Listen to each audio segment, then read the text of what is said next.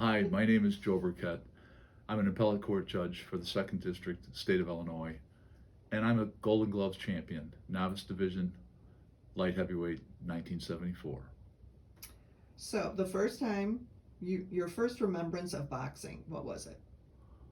Throwing combinations into my dad's hands when I was a little boy, probably about the same time that I walked. So tell me about your dad. My dad was a Golden Gloves champion, just like me. He fought in the gloves and the silver gloves and all over central Illinois until World War II. He went in the United States Navy, turned pro when he was in the Navy, had a nice little pro career, saved money, and opened up his own business. And he and my mom, Josie, had 10 little kids. Wow. Where did you grow up? West side of Chicago, 22 North Latrobe, the Austin neighborhood. What high school did you go to?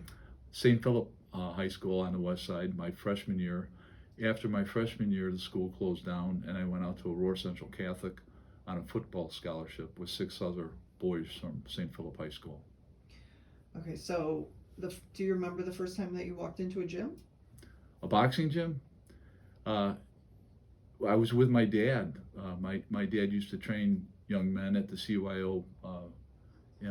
I think it was on Racine, right near my dad's shop. My dad owned a building at 1110 West Van Buren Street.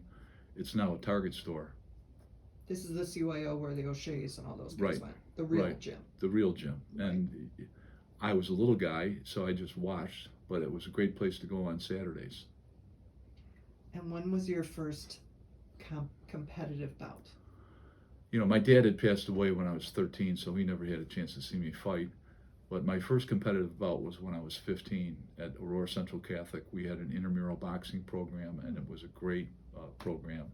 Our coach was our English teacher, John McGrath. He was a Golden Glover and also a Bengal Bouts champion when he went to Notre Dame. So when you were your brothers boxing? No, my older brothers did box a little bit when they were young. I think it was the North Austin Boys Club, but they never fought competitively. So was the boxing sort of your and your dad's thing that you shared? Pretty much, yeah, just me and my dad, other than street fighting, which my brothers were notorious for. Somebody's got to do it in 10 kids. So when you continued boxing, is that something, I know you wanted to do it, but is that something for your dad too?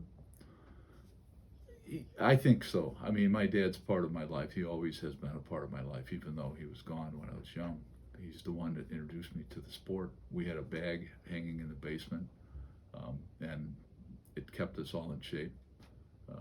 It was something that my dad enjoyed, and it was a dream come true for me when I won the Golden Gloves. And do you know what year was it that he won the Golden Gloves? I don't know the exact year because I think it was 1940, maybe 39, 40. He boxed in Streeter, is that right? He's Streeter? Peoria. Oh, In Peoria. There was a Golden Gloves in Peoria. Mm-hmm. Right, I saw some of the clips. Yeah. All right, so you were in high school boxing, and tell me about your first thoughts of entering the gloves, how it happened, the whole thing. The first 2 years we had intramural competition. John McGrath, our coach, left, and one of my teammates, Dick Boniface, and I decided to keep the program going. We didn't have a coach. We were the coaches. And we did the same thing that we had done before. We had about 20, 25 students who were participating, and we put on a show for the school. It was a big hit. It was in the yearbook. And then we went out to see John McGrath. He had gotten a teaching job out in Rockford, at Rockford Boylan High School. So we went out and met with him, asked if he would train us for the gloves, and he agreed to do it. And that was 1972, and the story that I mentioned about Dr. Bynum, that was when that happened. Let's repeat that story for this video. Okay. Well, 1972, I was a heavyweight in line for my physical to enter the Golden Gloves tournament. And when I got up to the doctor looked at me with my shirt off, and he noticed that I had no chest muscle on my left side. And he said, "You could get hurt. I can't pass you. I'm sorry." And I walked down. I was tearful and really felt dejected. And my coach, John McGrath, said, "There's another doctor up there. Get in the other line and tell him that you've been playing football since you were in the 3rd grade." So I did. I got it to Dr. Bynum, and Dr. Bynum noticed the same deformity that the other doctor did. And I told him, I said, I've been playing football since I was in the third grade. And he had me throw a combination into his hands, and he passed me. So if it wasn't for Dr. Bynum, I probably never win the Golden Gloves, and it opened doors for me. That's amazing. So when you won the gloves, where was the venue? Where was it then? St. Andrew's Gym. Oh, was it St. Andrew's? And then the finals were at the Northwest Armory. The finals were a big show. They would pack the place, Right. 7,500 to 8,000 people. And you remember that championship bout? Oh my God, just like yesterday. All right, tell me about it. It was Edwin Santiago. He was a rough South Side kid, and he nailed me a few times. And in one instance, he headbutted me, and after the fight, when I went to take my mouthpiece out, my tooth was in my mouthpiece. So I lodged it back in. But it was a tough fight. I won by a decision, but he was a good, tough Puerto Rican fighter, and he was everything that he was crapped up to be by the media. So when they raised your hand to tell you you were the winner, that was like in your life of things. That was one of the great things. Oh yeah, one of the great things in my life. A lot of my friends were there, classmates were there, my family, my wife, Patty, and her father. Everyone was very proud of me, and I was very proud. Okay, so after the Golden Gloves, did you continue to box? I did. I boxed all 4 years of while I was in college. It was tough to fight in 2 tournaments because every year I fought heavy 1 year. I lost in a final of the South section to Arthur Pullins. I got decision by him, even though I knocked him down at the end of the 3rd round. He got up and beat the count, but he won the fight on points. I had won my first 2 fights, and I decided, yeah, I'm not a heavyweight. I'm not big enough to be a heavyweight. So I lost the weight, and then that same year, I fought in the Chicago Park District as a light heavy, won my first title there. Then I won again the next year as an open division light heavyweight. I went undefeated for 4 years in college as a light heavy. And along the way, I met great fighters. Thank God I never had to fight Leroy Murphy. I was very lucky. Leroy was on the undercard, not the undercard. He was on the card with me as a middleweight a couple of times, and we got to be good friends. And when I ran for state's attorney and attorney general, Leroy and a lot of the other fighters from Chicago helped me and supported me. Yeah, I bet they did.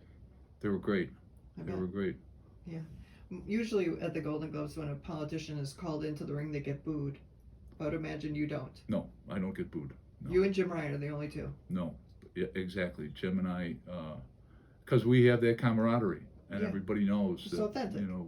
we are, and we both of us coach kids, and we believed. Jim was my boss for 10 years, maybe longer. 10 years, yeah, 10 years, and we coached kids together. He was very invested. His son Jim fought. His son John fought. A great family. Mm-hmm. He's also being presented with a Titans Award tonight.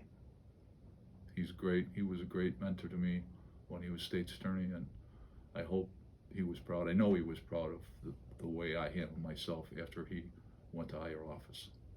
Okay, so when at the end of your amateur career, you had to choose between boxing and school. Is that what happened?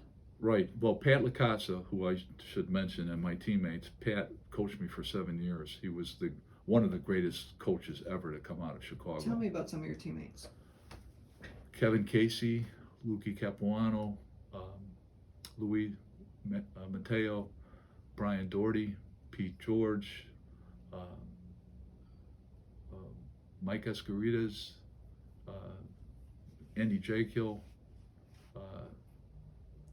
just Dan Kelly, Jimmy Amabile. I should have looked at some of my old photos first, but just that's a wide walk of life.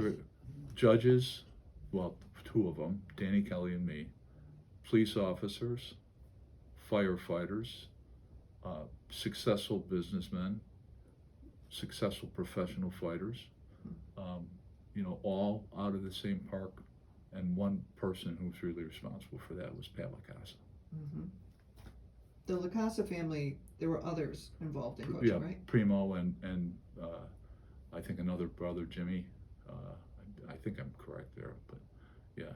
And Primo was Jim Ryan's coach. Right, right. Okay, so when you decided to hang up your gloves as an amateur, then what happened? Well, it was my last fight. I was fighting the Indianapolis Golden Gloves champion. I don't know why. Leroy Murphy. It was Chicago Golden Gloves champion versus Indianapolis. And for some reason, Leroy couldn't make it. And I got called about a week and a half before the fight. And Pat said, "Will you fight?" And I said, I'll fight. And it was my last fight. I got my nose broken in the first round as Stanley Berg was counting me out. 4, 5. I said, "Whose blood?" He goes, "Yours." 7, 8, and I got up, went back to my corner. Pat yelled and screamed at me and said, "You're going to lose this fight in front of your whole family. Hit this guy with a right hand, left hook, and let's go home." And I did exactly that. Oh. I knocked him out. I was knocked down twice in my career. My first fight, I got up and won in a second round knockout. And my last fight, I got up and won on a second round knockout. And then Ernie Terrell was there that night, and Ernie tried to convince me to turn pro. He said, "You can make a lot of money, Joe. We'll pay you $10,000 to train." Patty was against it. She said, "You're going to law school." And Thank thankfully, God for Patty. yeah, I listened to Patty. So that's what I did, and the rest is history. Uh-huh. And I think boxing, the tenacity that you learn, the discipline, the camaraderie, the feeling of a team, all goes into making you successful in whatever you do. I mean, that's why boxing is such a good sport for young men and women. Mm-hmm. All right, so tell me about your career. 1981, I am applying for a job. I showed my father-in-law, Patty's dad, Jack Hill, my resume, and he looked at my resume, and I had a pretty impressive resume in terms of my grades, my status. And he said, "Where's your boxing and your football stuff? You were the football captain of your grade school, high school, college football team. You're a Golden Gloves champion. Put that on your resume." I said, "Jack, they're hiring lawyers, not athletes." He said, "Put that on your resume. That will get their attention." And he was right. I sat in that office, the vestibule, 2 days in a row. And finally, after sitting there for 8 hours, 2 days, the receptionist got me to see Tom Knight, the chief of the criminal division. And all he wanted to talk about was sports, because he had been a wrestler at U of I. And that's how I got my first job. So without the Golden Gloves, do I become a state's attorney in DuPage County? I don't know. Interesting. So then what? Then, actually, Jim had gone on and became Attorney General. People asked me to run for state's attorney. I had gone up through the ranks, went from misdemeanor traffic division to felony, becoming chief of the criminal division. I had a good rapport with law enforcement, the defense bar, fellow prosecutors around the state, and I decided to run for state's attorney. And I won, and with the help and support of a lot of people, including all of my former boxing mates. Mm-hmm. They were a big hit at the polls. I bet. It's colorful. Yeah. And then what? And then, well, I ran and lost in 2002 in the Attorney General's race, in the worst year since Watergate for Republicans in the state of Illinois. George Ryan was under investigation. Mm. Jim was on the ballot, but we lost by just a little over 2% of the vote to Lisa Madigan. And it was, I knew going in it was going to be tough. Sorry about that. That was Nick, it's our son. He calls us every night. So anyway, and then my dream was to finish my career on a reviewing court, either the Appellate Court or the Supreme Court. And in 2010, Justice Bob Thomas from the Second District, our Supreme Court Justice, called me and said, we're going to appoint you to the Appellate Court. And I had already made plans for a transition. I was going to go into private practice for a while and then run for office, but that opportunity came along, and here I am. I was just retained this past election for another 10-year term. 10 years? Mm-hmm. Wow. Do you love this job? I love it. You know, it's something you know you're making a contribution, and when you feel that what you do really matters, that's what it's all about. Mm-hmm. And I do love the law. I love what we do as a team on the Second District. They call us the Mighty Second for a reason. We're a very good court. We get along well. We're respected around the state, and I think we've contributed a lot to our state. What else? Is boxing a metaphor for your life? For sure, it is. I mean, it's not just the physical work that it takes, but it's something that transitions to every part of your life. Preparation. You know, I would always tell my staff, 90% of victory is preparation. You don't win if you're not prepared. You can be flashy, but that's not going to get you past first base if you haven't prepared. And that's what you get from boxing, preparation. If I asked you what your greatest loss has been, besides your father, would it be those fights that you lost? Well, you know, I wouldn't say they're the greatest loss, but they certainly, you remember them more than your victories. All the Hall of Famers and the Titans remember the times that they lost. Yeah. More than the big wins. Yeah, I remember losing to Arthur Pullins, and you know, and John Jones. My first year boxing, I was a 16-year-old, and I'm fighting this guy. I failed to bring my cup with me, so they give you a cup. They go on, put it on under the stairs, where there was a tarpaulin, and this huge man walks in. He's in a robe. And he says, "You Birkett?" I said, "Yes, I am." He sticks out his hands. I shake his hand. It was like the size of a slab of beef. He goes, "I'm John Jones. I'm fighting you tonight. Good luck." I lost the fight, but I was petrified, but I fought a good fight. And again, I hit him, and he afterwards he said, "Joe, you got a shot," you know. And he went on to win it. I won my first two fights and lost that fight, but John Jones went on to win the novice division heavyweight. And that's also one of those fights when I said, I'm really not a heavyweight. I need to be a light heavyweight. So, So I look around your office and you have so many accolades and awards. And then the last thing that I see is Muhammad Ali. Is he an inspiration to you? Absolutely. Throughout my life. And, you know, in my room, in my dorm room, I was a resident assistant at North Central College. On one wall, I had a 6-foot poster of Muhammad Ali, and on the other wall, I had a 6-foot poster of Joe Frazier. And so they were, and I had the good fortune to meet them both. Were there any other famous celebrities, or, well, you met the president, I see. Right. Well, I was his law enforcement coordinator for the state when he was running. Not that Illinois contributed anything to his election, but it was a great honor to meet him. What about your kids? What did you tell them growing up about your boxing? Anything? Well, did they have anything? Oh yeah, but Nick, my son Nick, boxed right. in our program at Wheaton Warrenville South, and also he boxed starting when he was 9 years old in the DuPage County Crime Commission boxing program, so which I was the head coach of. So yeah, Nick never wanted to fight in the gloves, and I didn't push it. He was happy with the intramural program that we ran at his high school, and it was a great success. A lot of still run into the kids. In fact, several years ago we were at a restaurant, and I was going out to the car to get a sweater for Patty. It's kind of chilly in a restaurant, and a kid gets up from the other table, a Mexican kid, and he follows me out to my car, and I was kind of nervous. And I turned around and I said, "You got a problem?" And he said, "Coach, it's me, Julio. I just wanted to tell you thank you. I'm not in a gang. I've got a job.